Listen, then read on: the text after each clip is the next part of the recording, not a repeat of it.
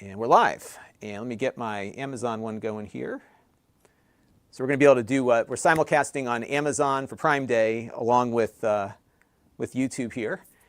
And let me start things off here. We'll wait for a couple people to come in and then we'll announce our presence. I'll give us a two up here. Oh, you got the t-shirt on and everything. Awesome. It's perfect. I don't even have to put a title up. So I want to say hello to everybody who's tuning in, and we're just going to get started here because we have limited time, but we're going to get a lot in for this period of time that we're in. So joining me, first of all, I'm Lon Seidman from Lon.TV, for those of you on Amazon who haven't seen me before.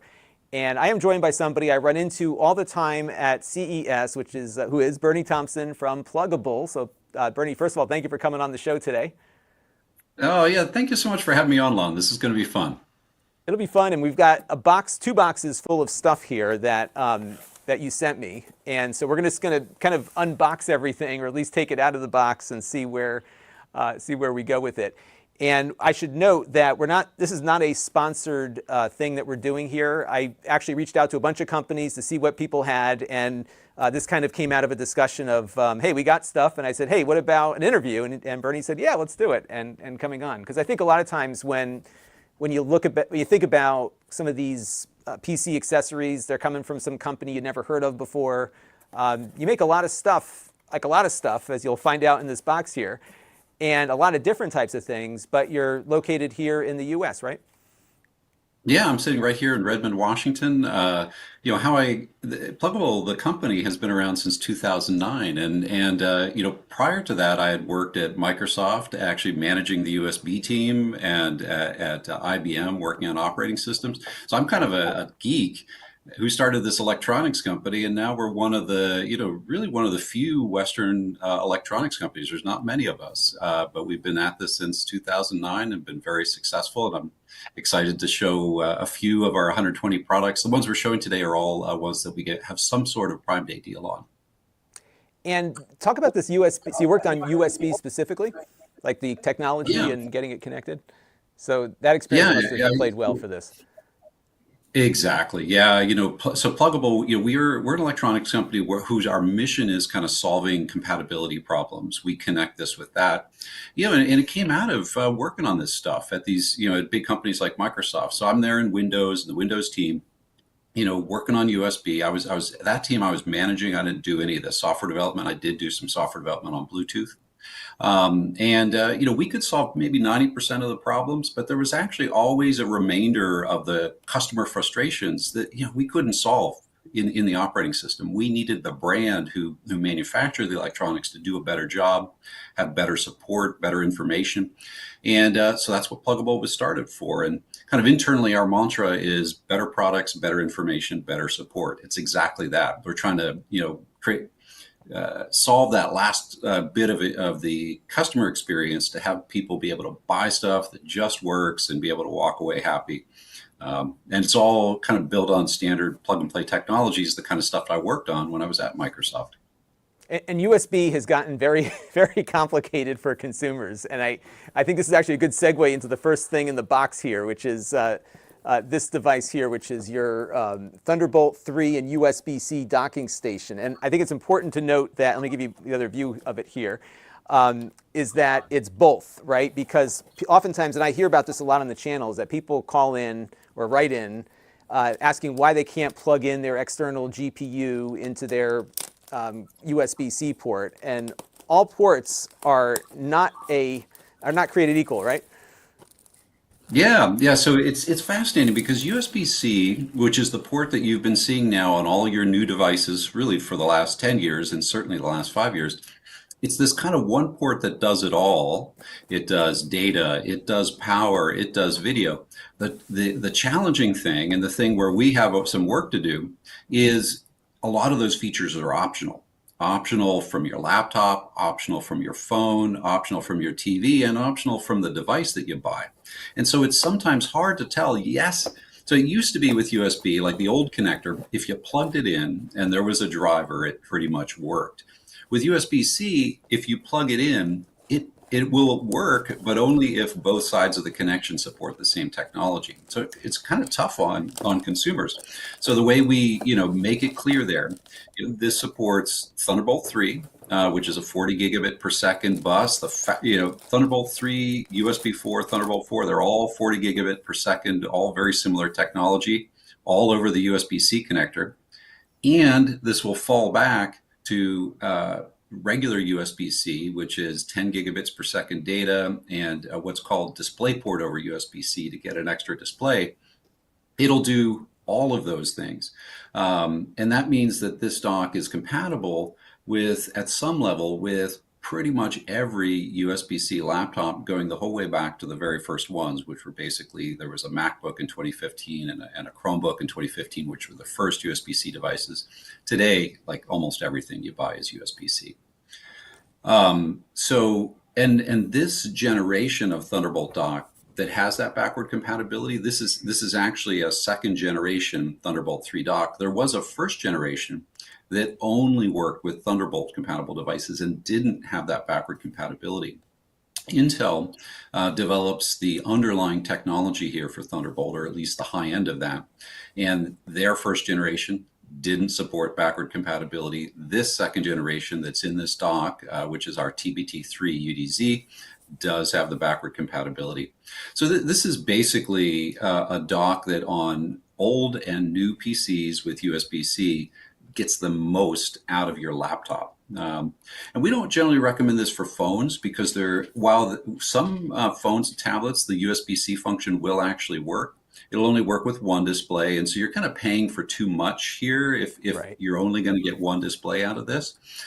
So that's another thing about all the flexibility of USB. Sometimes you buy something and you're a little disappointed because yes, it works, but not all the functionality works. And so that's why this dock is marketed towards connecting with laptops, whereas there's some other things in the box where we market to both laptops, phones, and tablets because the functionality is it's a lower cost device with less functionality that's more not necessarily tailored towards the laptop like this one is.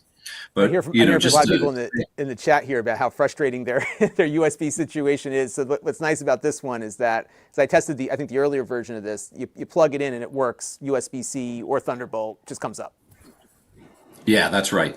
Yeah, so some of the details of that compatibility here.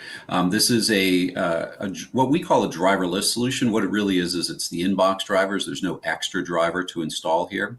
If your device is USB-C only, or if it's a Thunderbolt device that only supports a single display, like the MacBook M1 and M2, then you're going to get a single display on Mac. On Windows, we've done something in this dock where we support a technology called DisplayPort MST, which is multi-stream technology. And on Windows and Chrome OS, we're actually able to take that single display stream and split it to give you the full the two displays that this dock markets. So even if you don't have Thunderbolt, even if you're on a basic USB-C connection, if you're on Windows or Chrome OS, you'll get the two displays. And then, of course, if you're Thunderbolt, I'm sorry. Yeah, great. KMKey0 is wondering if it supports eGPUs. I guess you could probably put it on the end of the chain, but this is the end of the chain, right? There's no pass-through Thunderbolt on this one. Yeah, there's no pass-through Thunderbolt. So you cannot have any eGPU connected off of this. And these connections are going back to your main GPU in your system. And so it's doing the full native refresh of your screen straight from your GPU. You're getting 100% of your GPU's performance. We have some other docks that use a technology called DisplayLink, that is a virtual graphics technology that doesn't necessarily connect, or that doesn't connect straight back to your GPU. Those can be great because they even support more displays. They're more flexible, but the performance is lower. This is a high performance dock, but it is limited to 2 extra displays on your laptop. Right. And but it works. I'll tell you, I've been using one of these for a while, and it's very flexible. So you can, no matter what I plug into it, because I actually have 2 laptops that I usually work with on the desk here. One of them is, and I'm going to give you a different view here, Bernie, in a second here. One of them is a, let me see if this works here. Let me know if you can see the overhead shot I'm giving you right now. Yeah. There we go. So one of the laptops I work with is like just this little Surface Book Go 2, which is just USB-C, and then I've got my Mac, which is Thunderbolt. So when I plug both in, either one works on it, which is really helpful. Yeah, yeah. One of the other, kind of confusing compatibility things for consumers is DisplayPort versus HDMI. And one of the things you'll notice if you're looking, at the screen here and this picture is that we support both either HDMI or DisplayPort. So there's a Display 1 and Display 2, supports up to 2 displays. And then regardless of whether you have an HDMI or DisplayPort monitor, it works. And that's an important, that's a complex thing to achieve with a dock, but it was really important to us because everything that consumers need to think about of, do I have the right thing to connect this with that? We try our best as a brand to solve those things for you. And so having this support for both HDMI, DisplayPort, either one, was one of the goals of this product. And then you've got gigabit Ethernet there, 5 USB ports, 5 gig USB 3 ports, and then of course the Thunderbolt connection back to your dock, and then power Thunderbolt connection back to your laptop, and then power into the dock. And so this is a power dock that also charges your laptop. And it does up to 96 watts on here too, which is good. Because some of the docks only do like 60. So if you have like a MacBook Pro, you're going to want as much as you can get. Yeah, laptops are going, mostly, other than gaming laptops, are mostly going down in their power requirements. So let's talk for a second about USB power, because this is another area where USB has this amazing capability and flexibility, but it can get confusing for consumers. So with USB-C, USB introduced what's called power delivery.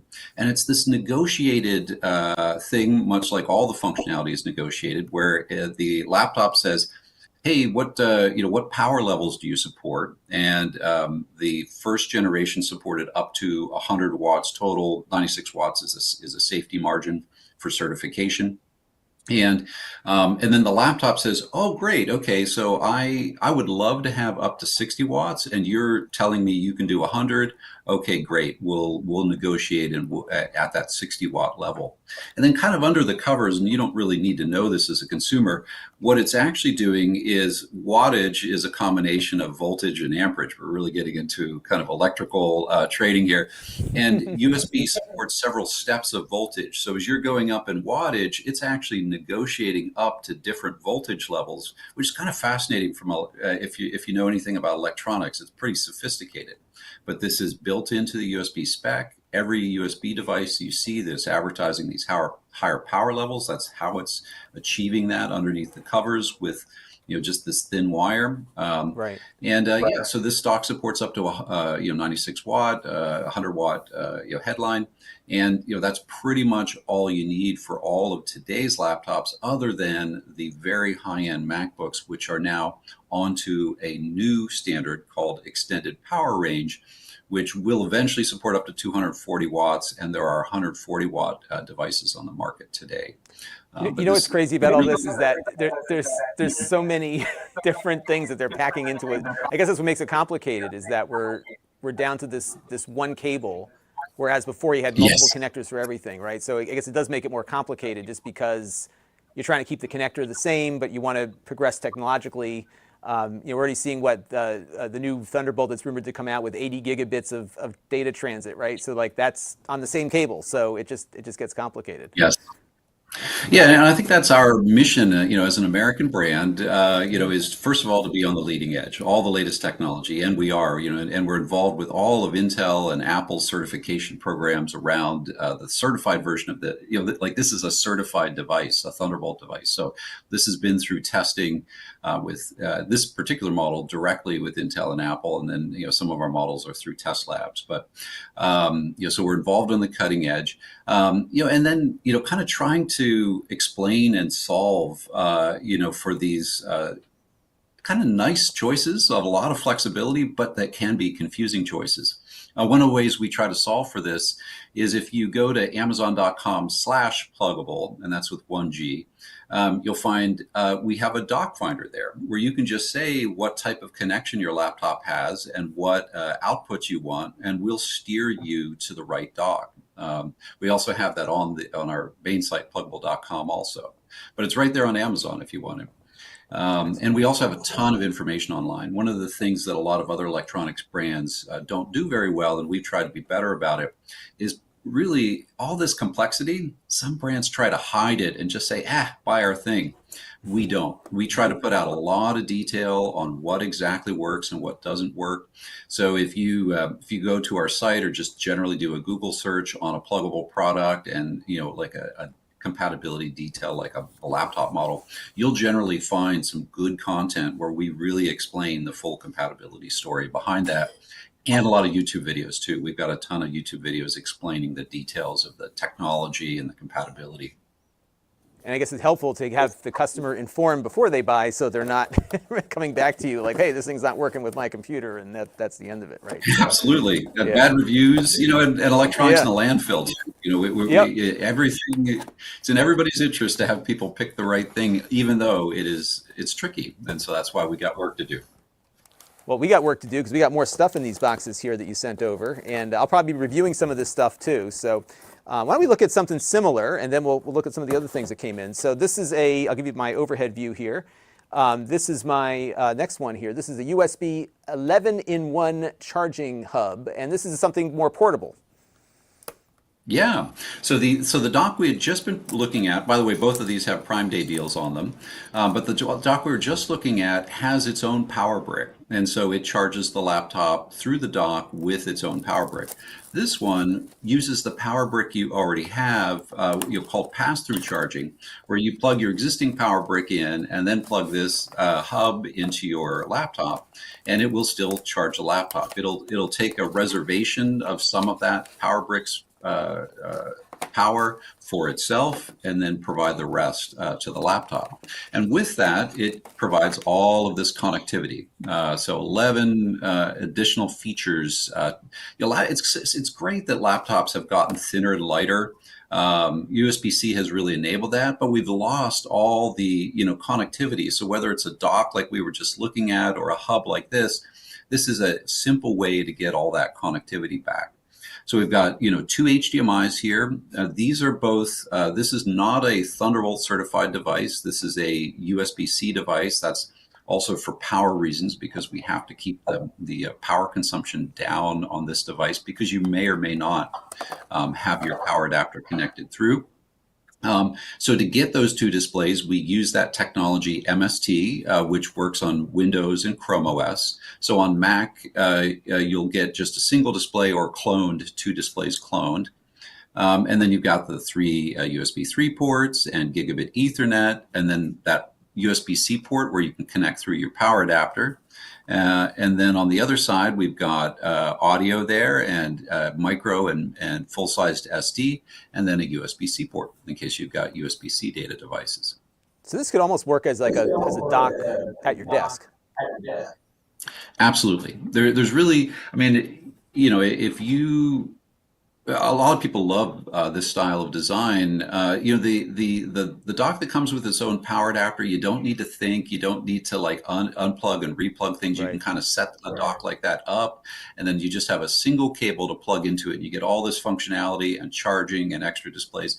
This one, the use scenario is more like you'll throw this in your bag along with your normal power supply for your laptop, and then you can set up quickly, whether you're sitting down at your desk or at home or at a coffee shop. So a little bit more of a travel focus, or if you're minimalist, just something that's small and light and portable. Yeah, these work pretty nicely with iPads too, at least the USB-C iPads. They do. Yes, that's right. And so the same thing on the displays. The only limitation with the iPad is those two HDMIs on the other side. Only one of them will work, or you'll get cloned on that one. But other than that, absolutely, great for the iPad. Yeah. And because the iPad doesn't require much power, as long as you plug in, a decent power supply, to the pass-through power port here, like let's say a 60-watt power supply, or certainly a 100-watt power supply, you will have plenty of, even after this takes the power it needs, you'll have plenty of power for your iPad to charge at its full rate. And all that negotiation around charging with USB is all part of the spec, and it's all automatic and smart. And so again, it's Transparent. a little tough for consumers to understand, but it's kind of magic how USB has all these smarts to charge things at the fastest rate that the device can, and that's safe. Right. No, it's good. I've never had an issue. Everything I plug in just works almost all the time, so it's good. All right, and here's something cool that I haven't seen before from you. This is and I'll give you my overhead again. This is the NICS capture card. So this is sounds like a video capture device. It is, yeah, it's HDMI capture. So, this, you plug HDMI cables in here, and then you plug the USB cable into your computer, and it looks like you've added a webcam to your computer. But what's displaying on that webcam is whatever is coming through that HDMI cable. So for somebody like you, Lon, who's constantly doing things with video and maybe wants to have a separate video view and then capture that so that you can switch between streams and broadcast that, this is exactly the kind of device for you. And there's a lot of these kinds of products out there that have done it in non-standard ways that require specialized software.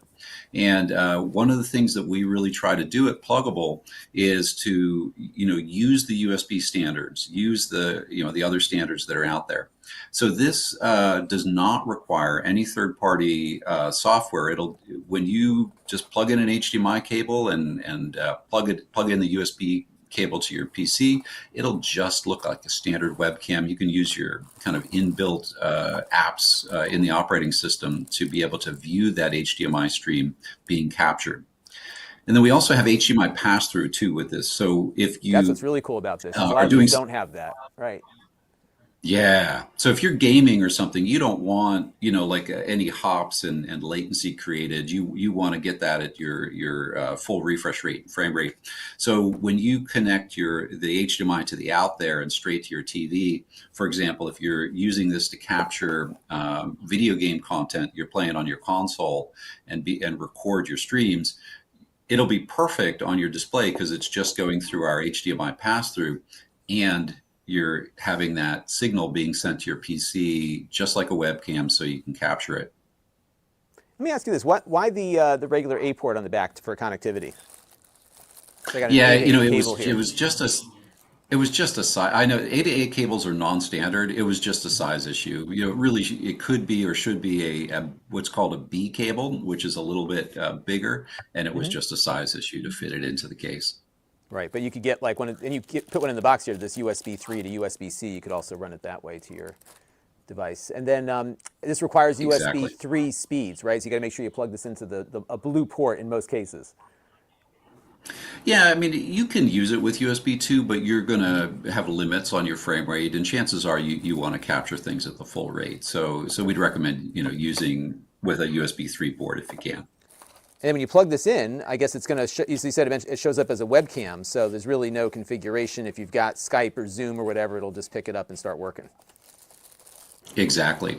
And then if you're more sophisticated, like, somebody like you, Lon, have you ever used OBS, the open source streaming software? Oh yeah, yep, I've used it, and actually I'm using something very similar called vMix, which I know this will work with once I plug it in and try it out. So this will work with Exactly. those more higher end production apps. Very cool. Because And it's not all that, standard I can't and believe no how extra it's only like software. $28, right? Yes. Yep. Yeah. Yep. Very affordable. And so with OBS now you can have like multiple of these or other streams, and then have them all stream into the OBS software, and then be able to switch among them and do high quality production exactly like you're doing right now. So I have a question here from Albert. It says, so I guess the latency if you're passing through is pretty minimal, right? Because you're just passing it through as electrically. He's asking about the latency if you don't use the pass-through. Is it compressing the video at all, or is it passing it over lossless? Yeah, no, it is. It's compressing it. It's going over USB. What's called USB has a couple different transfer types. There's bulk, there's interrupt, and there's iSOC. And it's going the USB video can standard is over an iSOC connection, Okay. which is basically reserved bandwidth over USB. So Hmm. it's fairly reliable, but it's not nearly as low latency as the pass-through connection. So, Right. the way I would characterize it is if you're a gamer, you want that pass-through connection because Right. otherwise, you're going to notice that latency. And so this Another device has the question here. pass-through. I got a lot of video experts in the chat here, so we're going to get a lot of questions on this one. What about like HDCP content? I guess you can't pass that through. Is that right? Right. Yeah, that's right. So HDCP is a content protection mechanism that requires everybody in the chain to have certificates and also to have signed legal agreements to protect the content and then technically protect it with encryption at every hop of the connection. And obviously, this device is designed to capture video. It would never kind of comply with all that stuff. Right. It's not meant to capture video to steal movies. It's meant to Right. do things like you're doing Capture right now, gameplay. Lon, broadcasting and capturing your gaming sessions and to do more complex business video conferencing. Where you might have several different views of a conference room and be able to switch between those views. But no, yeah, it does not support HDCP or any of the other content protection mechanism.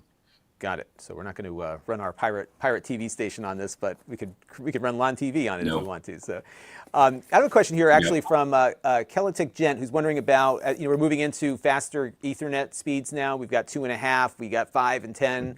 What are your plans for getting into higher speed network connectivity? And this comes from Absolutely. Well, Kelitic I Gent. think I need to check it. There might be something in your box for this, Lon. Oh, all One right. of the items that we haven't gotten to yet. So yeah, we have both a standalone, 2.5 gig Ethernet adapter, and we're actually seeing Hmm. that really take off. Your viewer is absolutely right. There's a little bit of confusion with some different speed levels. The 2.5 gig is nice because basically it'll use existing cabling. So you have to upgrade your router to 2.5 gig, but that's the only thing you need to upgrade as long as you have modern cabling. You don't need to upgrade that one's a NVMe. I'm not sure whether, I guess, yeah, none of those are 2.5 gig Ethernet. So Yeah, I do actually. it's I either do in the have box, your right? 2.5 adapter somewhere. Maybe it's in my back my I do have it in here Oh, somewhere. great. Maybe upstairs, but yeah, because I actually use that one on a regular basis. I bought a couple more of them actually too. I don't know where it is right Oh, at this awesome. moment, but I guess it's just not a Prime Day sale today. But I do have. Let me see if I can find it in my crazy box of stuff here. I don't have one Yeah, yeah. handy, So but it works it's great. interesting I've been using because it for a while. gigabit Ethernet. Oh, awesome! No, I'm so great that Yep. you've been using it and have several. We were kind of stuck at 1 gig Ethernet for almost 10 years. That rolled Right. out exactly around 2010, and then this next generation of gigabit speeds, 2.5, 5, and 10, really only have appeared in the last few years. We were fairly early to market with the 2.5 gig solution. Basically, as soon as there was a stable, reliable chipset choice, we were right on it. And it's been interesting watching the adoption rate of 2.5 gig Ethernet because we have a leading, it's our USB-C E2500 is the product. And it's really been taking off. I mean, clearly people are converting, to 2.5 gig Ethernet at a pretty fast rate now. We weren't sure, how fast the adoption rate would be, but certainly in a business environment, it totally makes sense. And even it'd be interesting to know how many people in the home are adopting 2.5 gig Ethernet. For you, Lon, what was the motivation to move up to 2.5 gig Ethernet? Well, actually, the same motivation that so our viewer here, his name is Celtic Gent, he does have the 2.5 one, and his ISP offers 8 gigabit service, so that's why he upgraded. And I guess the challenge is, if you're doing USB, it's hard to get. Maybe you could get away with a little bit under 5 gigabit on that, maybe to the 5 gigabit point, but the 10 gig Ethernet is really difficult on USB, isn't it? Yeah, yeah. It's not. I mean, you'll get all of these technologies, whether it's USB's headline speeds like of 5 gig and 10 gig, or even Ethernet's headline speeds of 2.5, 5, and 10. They're the theoretical maximums. The practical data rates you see are usually on the good adapters are usually around 2/3 or so of the Mm-hmm. theoretical maximum. Right. And then, of course, you with USB, you may also have a certain amount of bus sharing, where if you're running multiple devices at the same time, when they're all transferring at the same time, you may see some speed degradation. But really, for most of the things we see, I mean, people are not even close to maximizing out 5 gig Ethernet for most use scenarios, and then you now have good options around 10 gig Ethernet. Many of the products that you're showing today support that. So yeah, it's we don't generally, other than people who are really looking to push performance boundaries, people are generally pretty happy with what they get with USB. Yeah, I have. So for me, the motivation was same as our viewer here, was that I got 10 gig to the home. Comcast has a secret menu item that I've been loving, paying a lot of money for. But I have 10 gig symmetrical, but also for my video workflow, I use a lot of NDI video, which uses a considerable amount of bandwidth because it's all uncompressed, just straight to the network. And so there are times like where I'll be pushing 500 or 600 megabits, almost a gigabit, actually over a gigabit, just for video, transiting the network here. And you still want to have leeway for doing live streams and everything else. When I do these live streams, I'm pushing out about, right now we're probably doing about 50 or 60 megabits up through to the internet.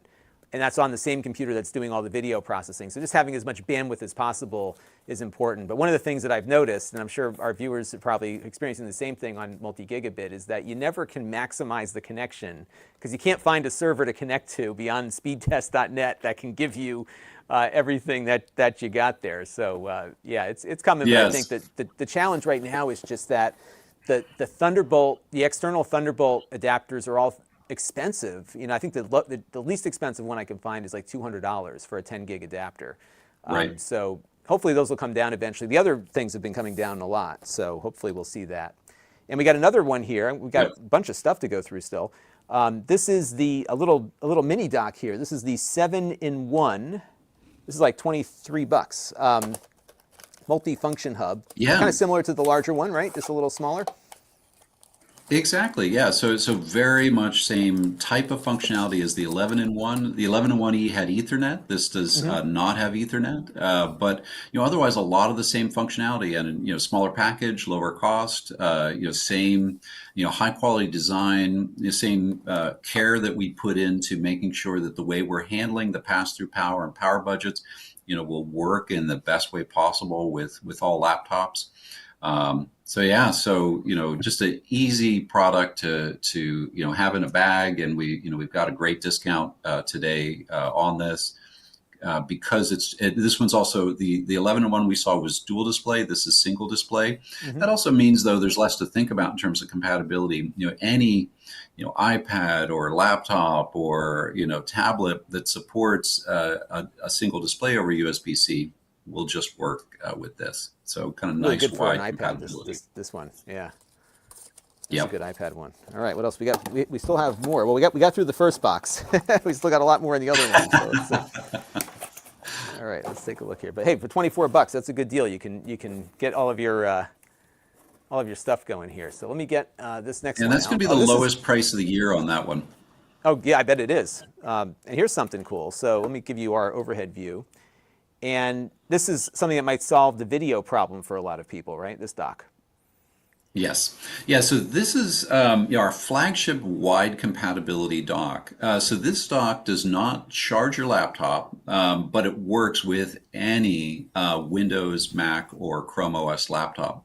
It does that through using this virtual display technology called DisplayLink. It's a driver that's installed on Windows. It's automatic through Windows Update. On Mac, you install the driver. In Chrome OS, it's built in. Because the chipset in there, this is a DisplayLink chipset. They worked with Google to get that integrated into Chrome OS.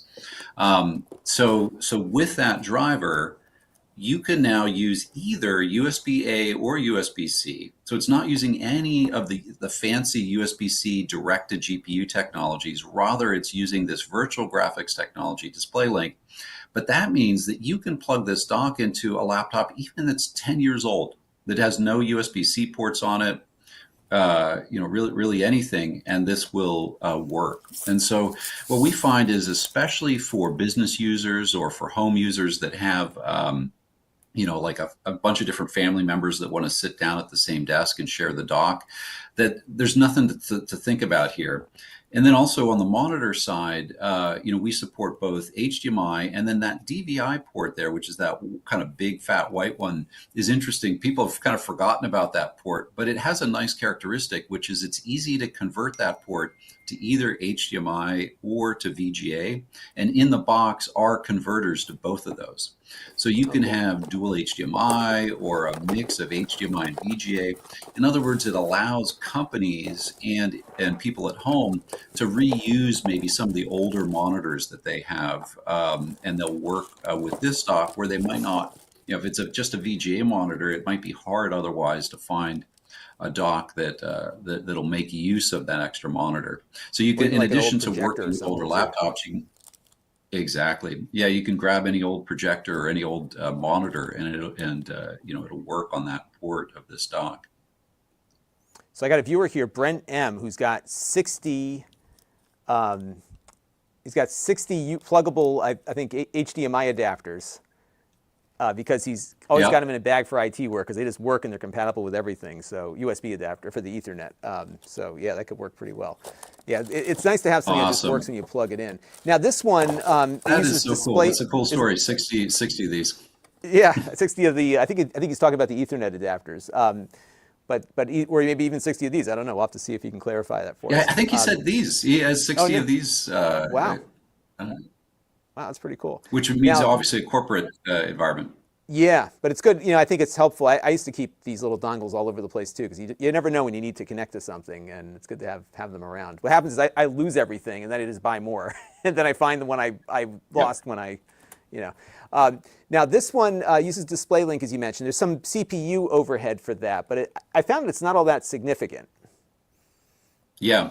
If you have a 10-year-old laptop, it might be around maybe 30 or 40% CPU usage. If you have a laptop from the last few years, you're going to find it's around 10 or 20% or lower CPU usage. And that's even when you're streaming video or something like that. One of the characteristics of the DisplayLink technology is if you just have your browser up on the screen and you're not scrolling or anything, it's actually using zero system resources, zero traffic over the wire.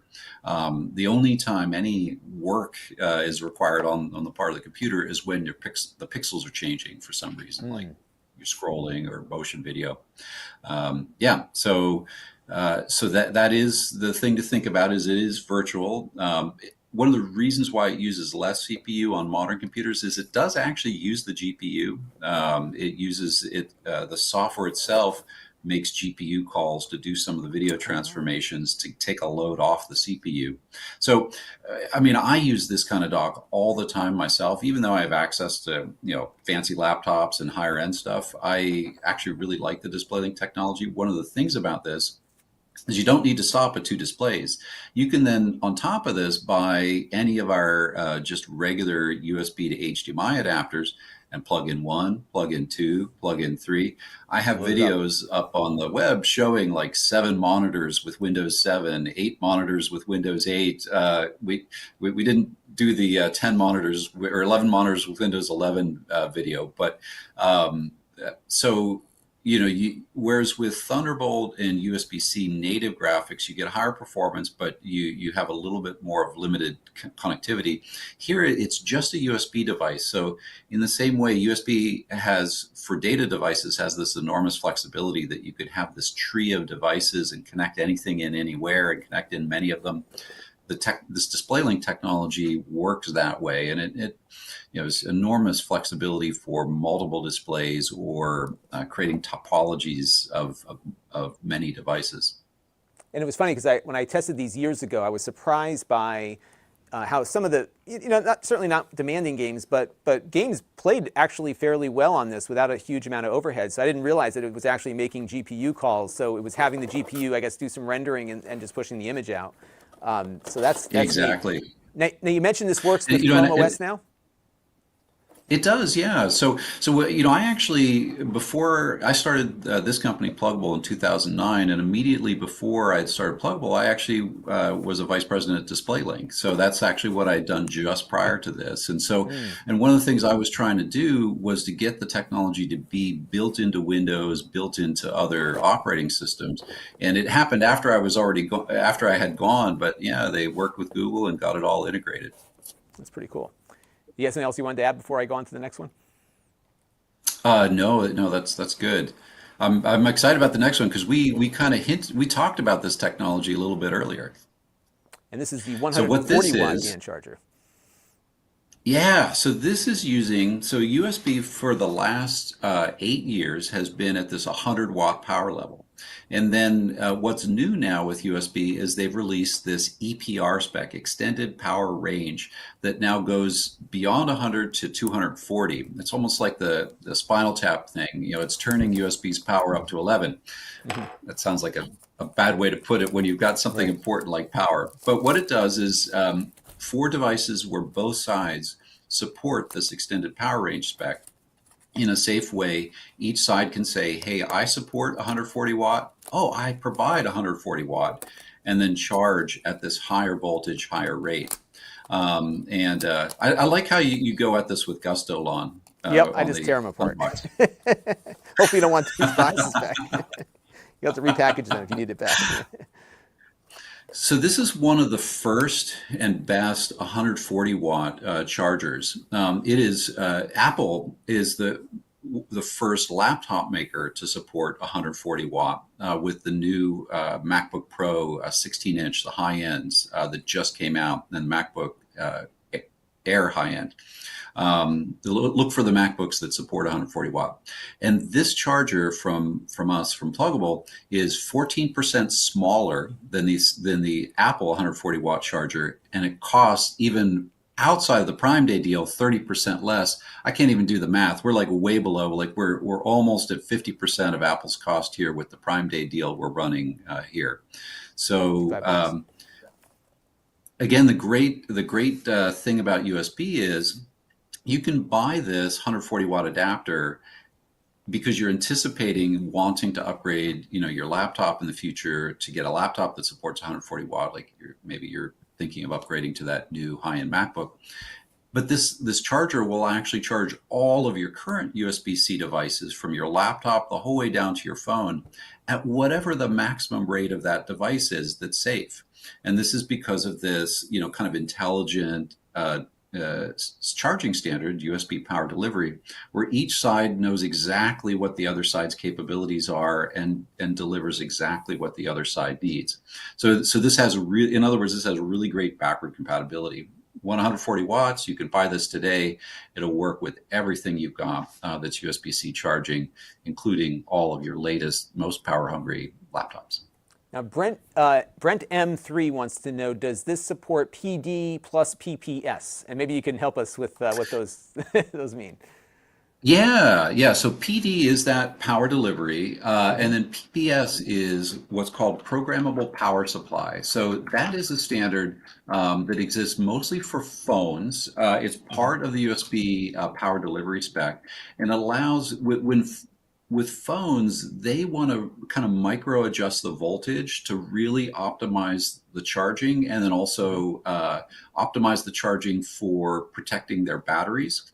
And so it's really funny because I focus on this a lot for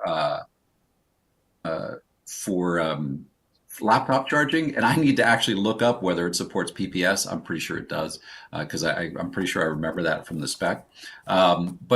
So the PPS is only relevant really today if you're talking about charging phones, but I'll get back to you. I'll check while we're talking here on whether this supports PPS charging for the phone, but that's what it is. Programmable power supply for programmable voltage for optimizing phone charging.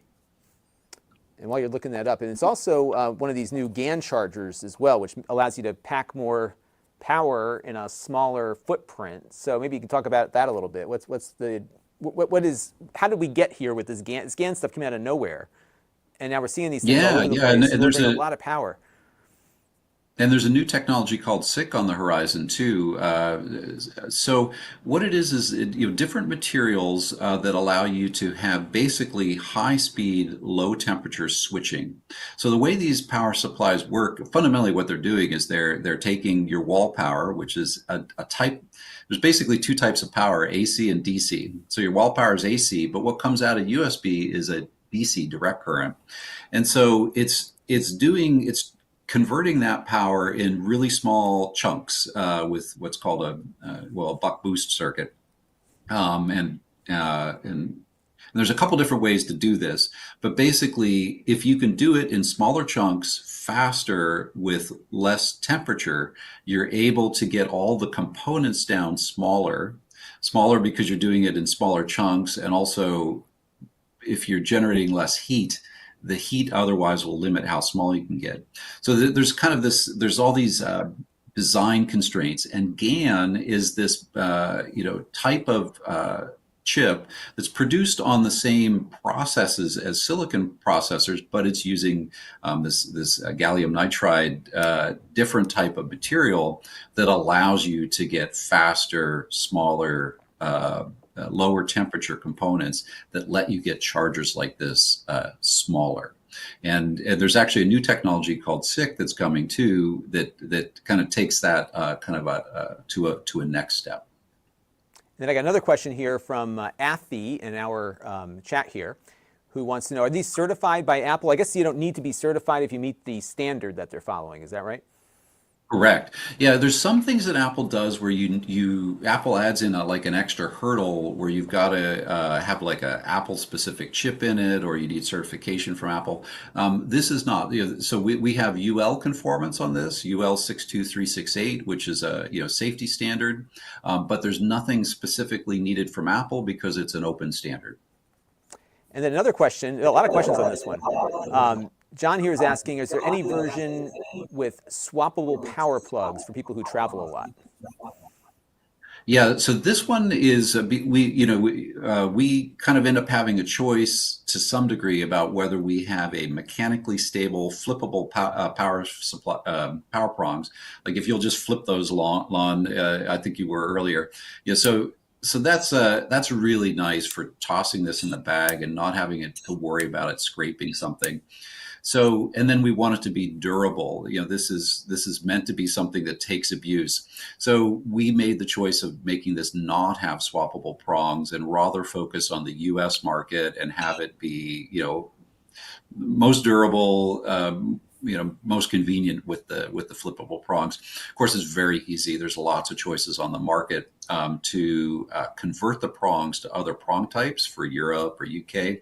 And the power supply itself, it electrically is compatible with all of the input voltages AC from around the world. So, 110 in the US up to 240, 220, 240 around the world. So it is safe and will work perfectly well. And this is the UL testing is on that whole voltage range. So it's worldwide compatible as long as you get one of those kind of cheap prong converters. Right. Those prong converters don't do anything electrically. They just physically convert this style of prong to whatever style it is that you're traveling to. What I did is I got these little tiny, they're just kind of these small, like less than a foot extension cords that I got, because sometimes these are a little heavy to hang off the wall, so I usually just plug one of those in and kind of use it that way. Yeah, so the only option on this one is the flip over at the moment. Yep. All right, let's see what else we got here. A lot of good questions, everybody, on this one. And we got about 12 minutes. I think we can do it. Let's see. Oh, this is a cool one. So let me give you my overhead here. So this is a little docking station for your tablet. Yeah, if you can get this one out of the box, this is a fun one to play with. So, we're, we're on the cutting edge of technology. I mean, I am a total geek about all of the stuff we've been showing today. And one of, and I'm the founder of Plugable Technology, so this is my work. This is my life. I'm really excited about this product because I believe that the phone in your pocket is going to become your computer. The tablet in your bag is going to become your computer. We're not going to be lugging around. Computers are going to continue to shrink, in other words. And so what this dock does is this using the same technologies we've been talking about here, USB, power delivery, and USB displays, will allow you to take something that supports USB displays or that doesn't if you don't need it, put it on this dock, plug it in, and you'll get an extra monitor and all the connectivity on this dock, 7 functions, and it basically turns your phone or your tablet into a computer. So I mean, that's a fancy way of putting it, but in short, this is a great companion for an iPad. The iPads now support USB displays, as do many other tablets. Just set your iPad on there, plug it in. It'll be charging the iPad. You'll have a display that you can connect up to this dock, and you can connect a whole bunch of other devices, including a keyboard and mouse to the extent that, I mean, the iPad may not be perfect on the mouse, but if you want to have a mouse. And then the stand, we were very careful with the stand to make sure that mechanically there was a very fine line to walk. We needed the stand to be adjustable, but we also needed to be so that if you were pressing on a tablet while it was sitting on there, that it's not going to cause that stand to bend. So the hinges on there, we spent a lot of time working on those hinges. You can see there's not a ton of weight there in the base. Once you have the cables in, that actually helps create some center of gravity down there at the bottom. But so it's this combination of just a stand that you can do anything with, and then all that connectivity that's all standards based, all around USB, all the stuff we've been talking about here, and it turns your phone or your tablet into a computer replacement essentially. And this one, you do have to have your some kind of USB power source with it, right? If you want to charge the laptop or the tablet, and because the iPad has a limited amount of power out of its USB port, you're probably going to you'll want to use that pass-through power to keep something like an iPad charged while you're using a screen and other devices. You got a card reader on there. You got another host. Okay, this is where you plug this into the iPad from here. So this cable would plug in like that, and then you plug your power into the back. Exactly. So like that 140 watt power supply we were talking about right there, that would be more than enough. You buy that, plug that into the back there, or any of the other USB-C power supplies you already have, and then your tablet's charging, and you're getting all the functionality. And you get a headphone jack. It adds features. So you got a card reader. So what we got here on this side is a card reader, 2 card readers actually, SD and micro SD. And then you got your HDMI output, and then you've got your USB ports on the side there along with a headphone jack. And one of the cool things about the iPad, I didn't even know this until recently, and I review this stuff for a living. You can, if you have the devices on the same iCloud account, you can just drag your mouse over from one device to the other from the Mac. So I could just control the iPad with my Mac's keyboard. It just kind of seamlessly crosses over. And then, of course, you can use the iPad as a secondary display for a Mac. So this might be a really good solution. This might work well in my kitchen, actually. So that's pretty cool. Yeah. And I got a question here from James Randolph, who wants to know, what docks do you have that work with Samsung DeX? And I know that the ones that I have tested, including the one we started with, the big one, that one worked with DeX. Which ones do you recommend?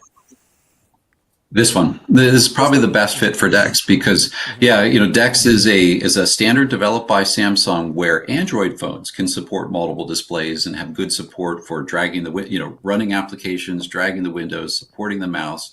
So so if you plug a Samsung DeX phone into this and you've got a great stand there or a DeX tablet, it will use the full DeX functionality and work great. And this is another one that's a Prime Day deal, under $50 for this dock and stand, which is an amazing deal. That is a good deal. Brent M is wondering, I need one of these that does Qi charging for tablets in conference rooms. Do you have something like that? No, we don't actually have any Qi charging products right now. So no, we don't have that, but they're definitely out there. And any of our products that have a, you can get Qi chargers that power off USB-A or USB-C. Like if you get one, that comes off one of the charging ports of one of our docks, then that's a way to kind of just add that on. And William Watts here says he uses it with a Z Fold 4. It's actually probably really good for those foldables, I bet. And then Athy has That's a awesome. question about Thanks, William. warranties. So you offer warranties on all this stuff, right? It varies based on the product, or? Yeah. So we, on Amazon, you really get a mix of companies, right? I mean, Amazon is very focused on low price, and you get a lot of overseas companies. In fact, a lot of what we call five-character Chinese brands. So we're an American company. I'm sitting right here in our headquarters, which is in Redmond, Washington, actually just down the hill from Microsoft, where I worked 20 years ago. We've been around since 2009. We've got a 2-year warranty on all of our devices, and we have a US-based support team that when you email support@plugable.com with a question, which, you can ask pre-sales questions to support@plugable.com or post-sales, the same people who develop these devices, who listen to customers, heard their frustration points, we take all those. Stream here. There we go. So where we got Okay. dropped off by YouTube at the 55-minute mark was that you had some U.S. Teams here that were developing the product that also support the product. So continue on from Yeah, there that's after right. YouTube rudely cut us off. Yeah, it was in response to a question about warranty. So yeah, American company with an American team. The way we pull that off is we don't have call centers. If we had an American team where there were calls coming in all day and they were the same people developing the product, we'd never get things done. So the way we pull off this trick is it's all email-based support. But when you email us, you literally get the people who were involved with designing the product. So they're able to really read between the lines and figure out kind of what's wrong, and also answer your questions, very, very expertly. So anyways, and, as the founder of the company, somebody who has been involved from day one with all this technology, I'm still here. So there's a 2-year warranty, but more importantly, you actually have a team of people that's based here in the U.S. To back up that warranty. All right, now I got another one here, and let me give you, I just put it up on screen for you. This is the this is really handy. So a lot of us are upgrading our hard drives for Prime Day. I've got a 4 terabyte NVMe coming in from my production computer here. And the drive you're pulling out is often completely usable. So you can buy this little guy and kind of roll your own NVMe portable SSD, right? Exactly. And we really focused on this, on performance, and then also one of the tricks with performance is thermals. Those high capacity, high performance NVMe drives do generate a lot of heat. You should just be able to flick the switch at the end to unlock and just slide there. Yeah. And very easy to open because you just have that switch at the end, and then there's no screws or anything here either. You can Oh, it just just pops over that press rubber thing in. there. Yeah. Exactly. It's perfectly sized. You'll see a little cutout at the end of every NVMe drive. It just kind of, with the pressure of that rubber, stays connected in. So no tooling required here. No tools required. And then performance, maximum performance, and the trick to maximum performance on this was really great thermals. So you'll notice it's an all aluminum case, with that's actually CNC'd, to be able to get the heat off of the device. So you'll find a lot of other enclosures will not be as thoughtful about the mechanical design. And then what ends up happening is these NVMe drives, when they get hot, they actually detect that. They must have temperature readings in them because they slow down. They basically slow down as they get hot. So our drive is able to stay cool and stay at maximum performance. And so, yeah, look forward to, hopefully, Lon, you'll be able to use that one as you're swapping out your laptop drive for the Oh, yeah. for the 4 terabyte. Yeah. No, I've got one. I'll be doing it next week, so it'll be good. Because the drives often work for much longer than your capacity might require. It's pretty heavy duty there, as you can see. And it looks like so there's another thing here in the bag that's like some thermal pads. That's pretty important to put on the drive, right? We put it in there to help with those sorts of things. I mean, I don't know if Hmm. those are the drive itself is good. I mean, when I've done it, I haven't done too much with the thermal pads. But basically, if you've got a very hot NVMe memory card, you want any kind of air between it and the case. It will be a insulative layer for temperature, and so you want to have everything connected through if you can. Excellent. And I see it's really easy to get in and out of this. So like obviously these things are not that expensive. Let me see what the price is here today. But you could easily just swap them out as you go, or buy a couple of them at $30, and Yep. you're good to go. And this is 10 gigabit Yeah. USB-C. I should know what this one is. 1 second. It should Let's be see. 10 gig. Yeah, it is. Yep, look on the back here. 10 Okay. gigabit, according to the spec. Sorry. That's okay. Yep. And Yeah, I know we only had an and hour. I all want to make sure you're still good on time. I got like 2 more things in here if you got time for that. absolutely, yeah, still good. And by the way, on performance numbers, we do performance testing on everything. So if you go up to plugable.com and look up, in this case, it's the USB-C NVMe, or just do on our search. We've got a great search that indexes our knowledge base and our site. Just search on anything like NVMe. You'll find lots of great content, including performance analysis of the drives. And in addition to third-party reviews, we have a lot of third-party reviews of these products. And I forgot my box cutter, so I'm using a screwdriver. This Hoping you is don't cool. stab yourself there, Lon. Yeah, well, that people wait. They actually stay on long enough, hoping that it happens. It's kind of like the train wreck thing. So this looks pretty cool. This is really fun. Yeah. So, Bluetooth is this technology we take for granted now. It's kind of in everything. It's in our phones, it's in our laptops. So, and it's funny what we end up using Bluetooth for. We use it for our headsets, and we use it for keyboards and mice. And so this is a really nice full-size travel keyboard. I take this thing on flights, and flip down my tray and then flip out this keyboard, and people just like stare at me like, what in the world are you doing? And they are so impressed, because this is a trifold Bluetooth keyboard. So right there is, so what Lon just took it out of was the case, and then you get a nice full-size keyboard that's standard Bluetooth. So big enough for the fingers. It's all metal on the hinges, so it's nice and solid. And then of course you can use the case that's around it as a stand for your phone or tablet. And it's a little tricky to Yeah, you got to do figure the out origami. how to flip Yeah. it. We've got good directions there on the paper. Yeah. But basically, yeah, I Yeah, won't. I'll get I it do for the you. same thing. I'm the Yeah, you last got to guy you follow want doing directions. this. But basically, it's only that many folds, but there's a Right. magnet on it, and Right. yeah, and so then you can just set your phone or your tablet up and have a full-sized keyboard with it. It was interesting. A few years ago, we had CBS Sunday Morning did a profile of this product, one of their gifts for Christmas, and it was crazy. That went on, and it was the person on TV was very excited to show it, because they saw how cool it was, and we sold out that morning of our whole stock of this keyboard. I think that was broadcast at East Coast at 6 a.m. and I'm getting up on the West Coast at 7:30 a.m. and we're already out of stock of everything that we had in at Amazon. Oh my So gosh. very, very cool Bluetooth keyboard. That is neat. You know what it reminds How me do of? you There's like this the keyboard? keyboard way back in the day. I forgot the name of it even.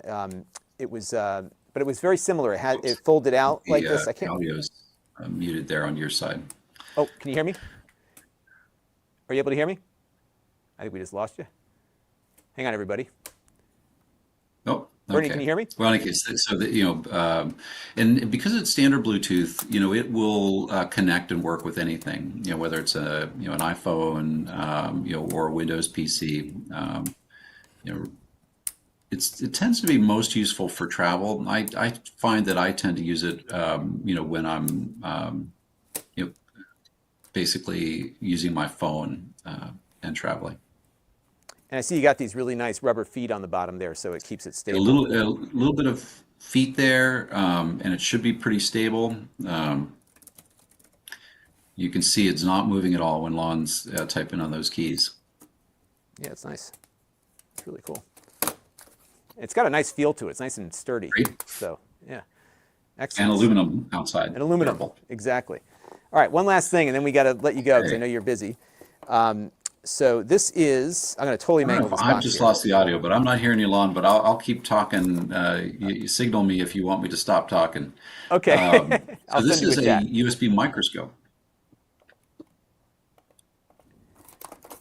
And, so that same technology we were talking about earlier with HDMI capture, where it appears to the operating system like another webcam, that's exactly how this works, but it's not a webcam, it's a microscope. We have sold hundreds of thousands of these over the last few years. It is just great for, it's not a professional class microscope, even though we do have people using it for electronics production, other things like that.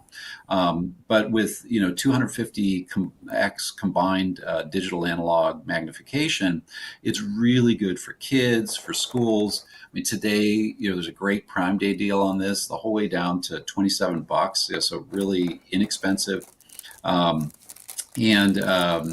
So the typical uses that we see are, just a gift for the kids, something to get out there and look at leaves. We were talking about tablets earlier.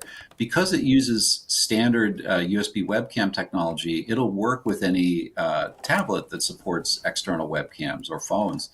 It's a USB-A connector. That's the only thing to watch out for on the device. You can convert to USB-C. And so I've taken this out with a tablet and then, just gone around and kind of, looked at bugs, looked at dirt, looked at leaves. And it's very cool, having that kind of come up on your tablet screen. But kind of in the office, kind of more normally, people who are coin collectors, stamp collectors, people who are doing electronics, basically there's this, whole world of stuff that now are visible with a microscope like this. You can find lots of YouTube videos, people showing all the things they've done with their pluggable microscope, from looking at like kind of little bugs and things in water that they've collected, to looking at knife edges and things like that. So I'm going to actually get this thing hooked up here real quick. Yeah. And let me go and add my NVI input here. Yeah, So looking at printing, looking at fabric, the details of fabrics. So right now, we're watching you look at the thing. I bet Lon's trying to get the video switched over to this. Yeah, let's see if I can get it to work here. Hang on, everybody. We've just got the top-down view on the microscope. Yep, hang on. I got an idea. Hang on one second. We're gonna plug in. But a really cool product. Kind of combining that standard USB connectivity with no software required, with a microscope. So we're gonna actually I get encourage it up. you to just search on pluggable microscope if you're interested in kind of seeing what other people have done with this. And again, because there we go, Lon got it working. So you there you go. You can see exactly the dot pattern on the printing on that card, and then and it switched away again. We saw it for a second. There we go. Now we're back to seeing the printing. Would be interesting to see your skin, Lon. Have you been taking care of your skin? No. I got to focus it a little bit better here. Oh, yeah. There we go. Yeah. I need some moisturizer. Oh, well cared for. Yeah. No time in the sun. Yeah. No cloning me. Oh my gosh, that looks weird. Yeah, isn't that crazy? That's awesome. So this is cool. This is like $28. So not very expensive. And Bernie lost my audio, Yeah. so Hopefully the audio is wing it coming here. through for your other viewers. I'm not hearing it. Yeah, I think everybody can hear me. I'm seeing audio come out. You know what I'll do is let me see if I can. Let me switch this over real quick. Hang on one second. See if I can get you back. Can you hear me now? I still lost them, but you get the idea here. Well, Bernie, I want to thank you for stopping in. and I appreciate you coming by. I know you can't hear me. Thank you, Lon. But we will put this up on the channel a little bit later so people who missed it can come back and check it out. And thanks for stopping by. And we'll play around with this microscope a little bit more. It's pretty cool. It's like it's handheld, and you just put it on stuff and focus it. It's got a focus ring on it, and you're good to go. So thank you very much, and we'll have some more of this on the channel soon. We'll see ya. All right, everybody. That's pretty cool stuff. We should play with this microscope a little bit more. So we'll get. Yeah, we lost him right at the end. It was weird. Like it was working fine. So I'll take some questions here. So we have James said that he has one of these. And this is cool. And actually, this one works better than some of the other ones I've looked at. And I'll show you the output here in a second. Yeah, there's another one. It said friends addicted to them. Yeah, they got a lot of different stuff. It's a webcam for really tiny people, and it shows up like that. So right now, I'm just running this on. Here, I'll show you. I'm just running this on the QuickTime player. Let me get another desktop up here. I'll show you what this looks like. So I have it on another desktop.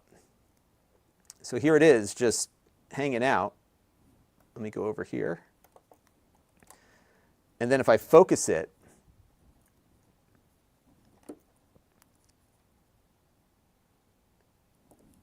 then you can see, look at that, isn't that crazy? So this is what we're looking at. And you can just see the dot patterns on the printing. Isn't that wild? Really, really cool. And you can see so that's one of the numbers. And that's what it looks like. Here, let me get the graphic off screen here so you can see.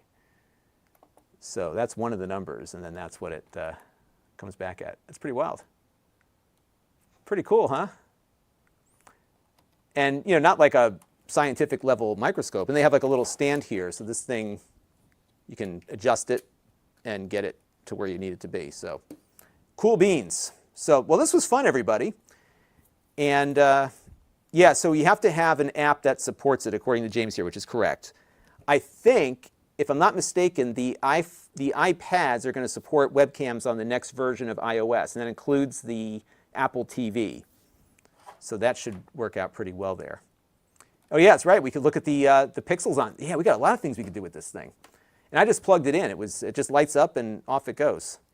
And there's a brightness on the light here too. So it's got these little LEDs on the. This is a good deal. This is $27.60. And I think you can have a lot of fun with this. Pretty neat. Yeah, good stuff. Well, I want to thank everybody for following me on Amazon while we were doing this. So Andrew, Paul, Femi M, and Jeff, who all just followed me here. And I got a super chat in the middle of our interview here from, I think, Grayson Petty. So thank you, Grayson, for your super chat on the petition we're doing for the FCC ATSC3 stuff. But yeah, this is cool. I like this thing. My kids are going to love this when they get back from they're taking a little trip, my kids, with my wife. They're going to one of these amusement, not like Disney World, but like one of these amusement parks and stuff. Here, let me show you this. Let's check this out. It's so cool. I got to find some other stuff now to zoom in on. It's actually really easy to focus it. What else do I have here that we could look at? Let's see, because printing is one thing. Okay, let me go grab. Let me grab a piece of plant life from outside. Let's try that real quick. There's plenty of it outside here. There's bees all over the place. I got to be careful not to take a bee with me. But let me grab, so make sure it's not poison ivy either. Well, that's going to make it difficult. Let me go find a plant. Here, I got this tree here. This tree I know isn't poisonous.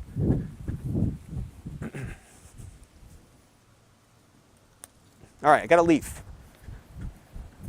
I have a leaf. Let's take a look at the leaf. Ugh. All right, here's a leaf. We'll do a little science here, and then we got to go. But how cool is it that we have a microscope here? So let's take a look. I'll do a full review of this so you can see more later. All right, so now I have it's actually cool. It comes with like a thing here. So we have a leaf, and we'll put the scope down on the leaf.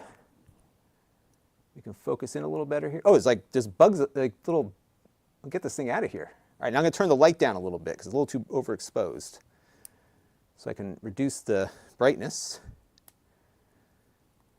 Look at that. Isn't that cool? You can't quite see the cell boundaries, right? Maybe you can. Maybe those are individual cells. I don't think it's got that resolution. It's been a while since I did. Actually, those look like cells to me. I don't know about what you all think. But I think I'm seeing cell wall boundaries here. What do you think? Give you a closer look at it here. It's a little bit off center just on the capture. On my screen, it's perfectly centered. I just think I just put this whole thing together very quickly here. But that's pretty cool. And this is what we're looking at. Isn't that neat? So you can do like science experiments and whatnot. So cool stuff. Well, everybody, we are in good shape. You can look at my ear. You're not going to see anything. You won't see anything in my ear except this. This is like the cheap headphones I got on the other live stream we did recently. So, oh, I can put it up to my eye. We could do that. You want to look at my hair? It's getting a little personal now. Let's see what we get here. Oh, look at that. Here, check this out. Hopefully you don't see anything crawling in there. That's my hair. It looks like my, my wiring in the equipment room. That's wild. That's really cool. So I didn't even need to go outside. I could have just put it up to my hair. So yeah, that's neat. Cool beans. Does the dock that hold the tablet, can it fold up? Let's see. Let's pull it back up off the thing here. All right, so this one, I'll pull it back up on the chat here. So the dock, does it fold up? Yes, I believe it folds. Maybe I have to do it this way. Yeah, it came folded up, I think. Yeah, it folds up about to this, so it's not quite fully folded up. Unless it goes under. Let's see if it goes under. Yeah, so it kind of, I guess the best way to do it is to go around this way. It's actually very tight, which I guess is what you want, right? So this is how it folds up. So it's not quite foldable, but it kind of folds up. Looks pretty neat. They got some cool stuff. I'm glad they sent all the, because they make so much stuff. It's like I never know what to look for, right? So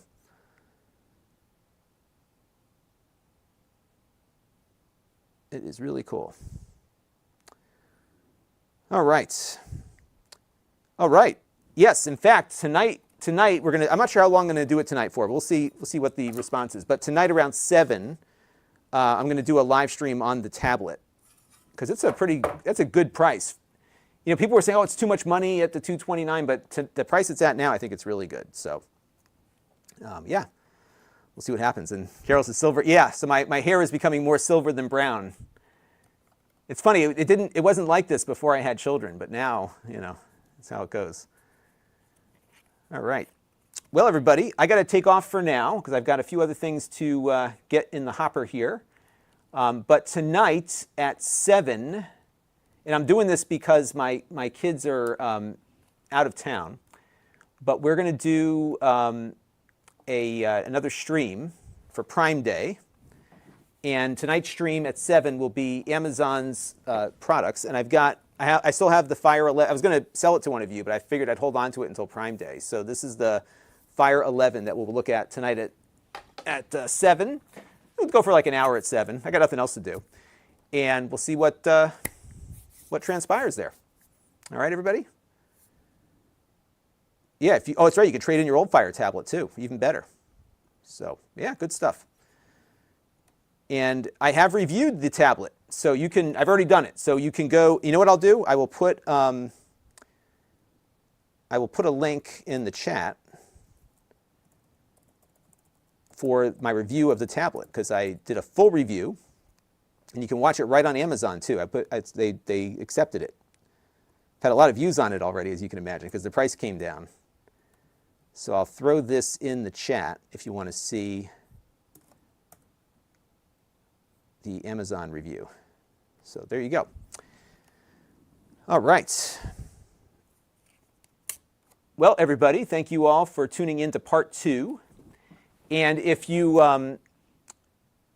go to, so those of you who are subscribed to my email list, actually, if you go to my blog, you can see the mini PC we looked at earlier today. And the link that I have in the blog post will take you, here, I'll maximize it here so you can see it. It'll take you to the replay. Why is my screen all out of whack here? It'll take you to the replay of, that's really weird. Hang on a second. I'm not sure what's going on with my screen here. If you go to the blog, it'll take you to the replay that we did earlier of the mini PC. So this is a great deal. And if you go and use my code Lon.TV LLC, you can get this crazy Ryzen mini PC for $475 with 32 gigs of RAM. The thing's a monster. And it performed really well for those of you that made it there. And Bernie, thank you very much for stopping by. And yeah, we'll have this up for a replay, and then you've given me a lot of stuff to work on, so I'll have a lot of things to review over the next couple of weeks. So thank you for that. All right. And D. Brown, thank you very much. I'm glad you enjoyed this. I've enjoyed it. And yeah, this was fun. I was like Vanna White. I was taking the things out and demonstrating them. I think this keyboard is pretty cool too. So they got all sorts of good stuff. All right, got a jet, but check out the blog, blog.lon.tv, and find the link right there. I will see you all at 7 p.m. if I'm still standing. See you in a little bit.